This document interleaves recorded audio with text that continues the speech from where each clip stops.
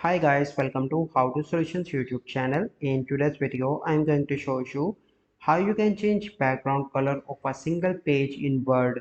Before getting into this video, must subscribe to our YouTube channel and click on the bell icon. So the first step you need to do is to open Word. As you can see that I have 3 pages with the text. So I want to color the page that is in the middle. So you simply need to click on Insert and click on Shape, and here you need to select the rectangle and you need to select this page like this. Okay, and shape outline, no outline. Shape field, you can select any of the color according to your choice. I'm going to select this color.